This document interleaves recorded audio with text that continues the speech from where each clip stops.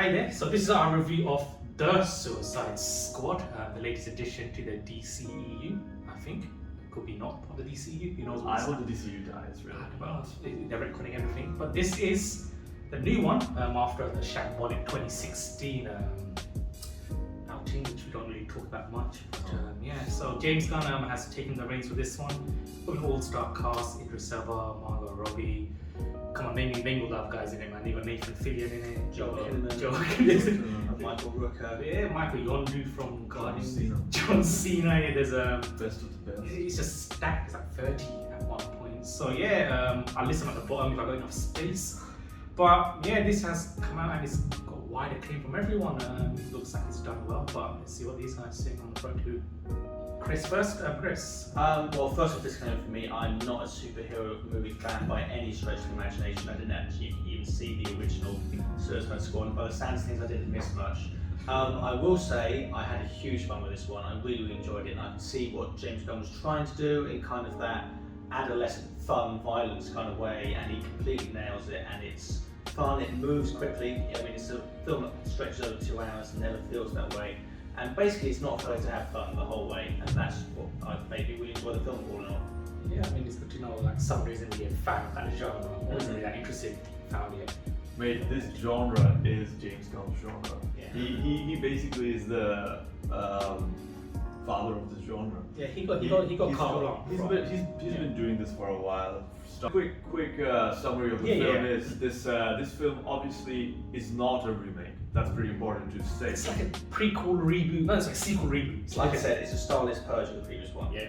Yes, but it retains a lot of the same characters from before. So the idea is that every movie can have a different Suicide Squad, but the central character running the whole thing, Amanda Waller, still remains the same. I gotta give it to Viola Davis. Like, I really hate that character. Yeah, I know, right? Even the She first sells film, it. even the first one, I don't think she like, smiles one time in the entire film. She is literally perfect in that role. I just like the fact I hate her so much. Yeah. I hate her more than Thanos. She is an absolutely phenomenal actress. She has a great performance. Yeah. So she really killed She it. won the Oscar, didn't she? Yeah, for the space. What was it? Not space villains, some drama. But was The Help? I think Possibly, I can't remember now. My coronavirus has taken a toll on everything. But look, the Amanda Waller goes out again into a prison, and it's very tight. There is no time wasted. Goes into a prison, gets a few guys together. The main guy now is Bloodsport, played by Idris Elba, and he's joined by another one of the main cast. Oh man, he's just super. John Cena playing Peacemaker. a super patriotic guy. Mate, what the hell? I don't know where they're coming up with this such an amazing cast. John Cena, I would have never thought would be able to nail this character. I think he does a better job than honestly Idris Elba. I think because John Cena's wrestling persona is like a super patriotic guy, so I think he kind of flows into this. It's just that persona on crack, essentially, isn't it? He is brilliant. Yeah. It's a really interesting willingness to criticise American foreign policy in a comic book movie, which Absolutely. I've never really seen before. And then The whole theme of the whole film is pretty much America putting their nose into it. absolutely, and I think it's what different. the character interactions are amazing. I think what it does also is makes Harley Quinn look kind of useful. So I'll be honest. Every character, especially Harley Quinn, is better than Harley Quinn. They like kind of like in Suicide Squad she was a girl with a bat. And Or in Birds of Prey. Birds of Prey, she was more like just a bit of a dope. She's a lucky, happy-go-lucky. No, kind of exactly. character. She's like that. She's lucky kind of character funny from too. Deadpool. Exactly, Everything just works out for her. Whereas in this one, she actually shows some cunning and shows why they need someone like her on the team. She's capable. She's strong. She's manipulative, and she's fun. Yeah. She realizes that she's like someone from a comic book, and she plays everything like that. And there is a brilliant scene in the movie that you can see on the trailer as well. It doesn't give anything away, where for a couple of seconds, James Gunn, without really making it too stark, shows the entire world from her perspective, and it's like there's Looney Tunes and there is Flowers flowers everywhere, and that's it's like a visual representation of how That's everything looks from Harley's perspective. Obviously, it's not what she sees. She's not loony. She is pretty meaty. She's crazy, but she's not insane. Yeah. But it's just in her eyes, everything is, everything is pretty. Even blood is pretty, and It's subtle. You don't like ram it in your face. it just goes to show how sophisticated James Gunn is in his sense of humor, in his way of doing difficult subjects that still has a fun vibe to it. It's just also perfect. he actually lives up to the name. There is a lot of death in this film. He's not There is. shying away from the fact these guys are actually expendable. That's the whole point of this. Is like the criminals that go in there die. It's not my problem. So yeah, I mean, good. So I think. And something I must mention: the gore in this film, and there is a lot of it. It's not gratuitous in order to like. Sometimes I do think it's a bit. If it's cartoonish, it's not It's supposed to cartoonish, feel- exactly. Yeah, queasy. Yeah.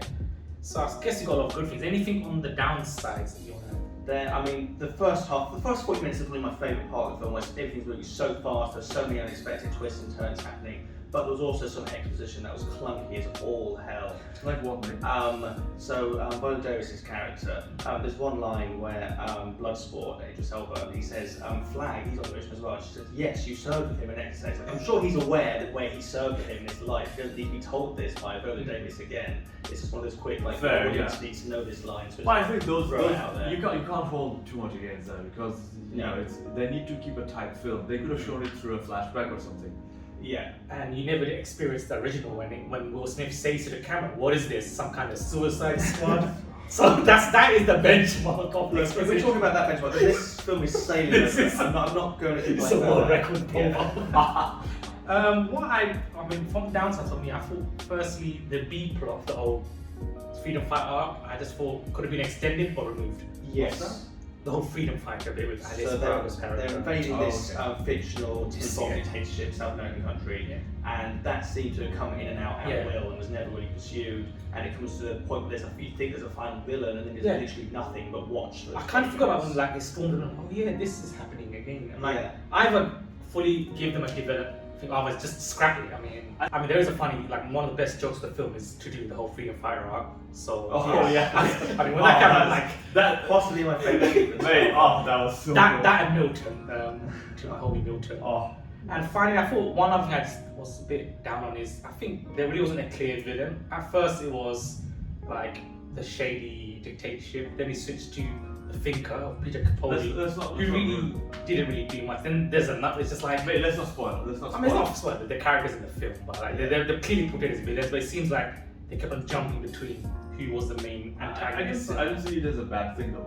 I mean, that's for me. I just thought we needed one clear. Like this, they just kind of felt like they were kind of jumping between different. My only yeah. point is I would have liked to have seen more of the general in the final fight. Yeah, it's kind because of he establishes your human villain and then does nothing apart from watch shit go down for 10 minutes or so. I was kind of hoping the thinker would have a bit more. Yeah, maybe perhaps Peter Capaldi Yeah. is a little underused as well, but It's great actress. I thought they were definitely using a bit more. But these are minor things. I don't see it You that gotta way. find I thought, stuff. I thought the balance of how the plot progressed is the reason why the villains also shifted from time to time. So I thought that was there's nothing. I mean, these are minor things. Yeah, This is- you gotta. I really struggled to find some. Look, I'm telling you, this movie is very difficult to find a bad thing on. For me, I suppose if I'm to say what the bad thing is, for me it's how everyone switched to the good side, the entirety of the Suicide Squad. Yeah. Because so I can see a few characters moving to the good side because you can tell they're actually good guys and It's they just conflicted. Yeah, they just made bad decisions in life, but not all I of mean, them are being like a that. hired assassin is just a small, Not minor- all of them are like that, and I cannot see in real life them staking their lives to take on the big baddie in the end. Yeah. So that I thought was a bit unrealistic and a bit of I mean, just give them that hero rich shot. I just wanted to do something good out of these guys, that kind of thing. Then how Amanda Waller gets seen near the end. Yeah. I thought it was super unrealistic. Yeah, it did not match. That was very silly. I see, just enough wait for everything to wrap up nicely. Right? Yeah. But I mean, I love the way the arc actually moved and where the story moved. I thought it was very, very endearing what everyone did, but I don't think it's realistic. For a film with a talking shark, there's lots of human emotions with it. Yes. The talking. Tom Shark was amazing, man. Yeah, I mean, when I come back to the whole heroes becoming good guys, I think it worked in Guardians because they weren't really bad guys; they were just misfits and like. Exactly. So when they turn, like okay, I mean, but he's like, So that's- I need a bit more than just. That's what it is. It's really well done. All right. Okay. So let's just wrap this up quickly. Okay. Let's give scores and we'll average it out. So I'll go for. I'm gonna give it a high 8. I'm gonna give it an 8. A high 8 out of 10. 8. Yeah, we're doing out of 10s now. Because it gives us a bit more leeway. Then. So I got I really rate films that have a very clear vision in mind and execute it really well. And I feel like this film did that really, really accomplished. So I'm going to give it a 9. Yeah. I thought this was one of the best films I've seen in a long time. Knowing what I was going for, and they executed exactly how it should have. And how tight the film is, how well the actors are used. Everyone's character is improved by the end. Even like I was saying, Harley's character is better. I'm waiting to in write a this score, bro. My pencil's here. My score is a 9.5. I thought this was. No, this is not Decimal World. Yeah, no, we don't need H's here, bro. You're gonna give the 10, give the 10, bro. Go for it. Well, my rating is 9.5. But if you 1.5, you round up in that, so that makes it 10. Come on, commit, bro. Come on. in that case, I'll give it a 10. Oh, I'll give it a 10. Yeah, a 10. it's a 10 out of 10 if my you're God. not allowing 9.5. Yeah. So I thought, I can't average that. What's 9, 10, and 8? Someone did wait, that. That's 9. keep it a 9. Oh, Yeah. 9. Wait. Well, Bro, it hasn't been that long. You've it's left only school. 12 o'clock. Come on. Okay, 9. So what for Wait, 9? I thought this was better than Joker in a film. So in my entirety of DC Universe film rating, Joker's a totally different kind of. I'll rate this higher than Joker, but Joker comes close. I find this very difficult to compare to Joker. This will be a comparison to Guardians. I couldn't really No, I'm not talking about the type of film. I'm talking about the execution and how entertaining it Even was. then, I can't. Joker is like a. Something I might compare this to was another DC film I really enjoyed was Shazam. So kind of I totally forgot about that. That was good. He Yeah, just That was appeared, good. he showed up and just went away. Yeah. Moved. I'm gonna have to call it soon because Right, it's gonna rinse my Alright, memory great. of my thing. So So exclamation there. yeah, Well done. overall, Abdullah Kunagam only will show after this. Just but that brilliant film, definitely worth a watch. And yeah, Alright, 30 cents.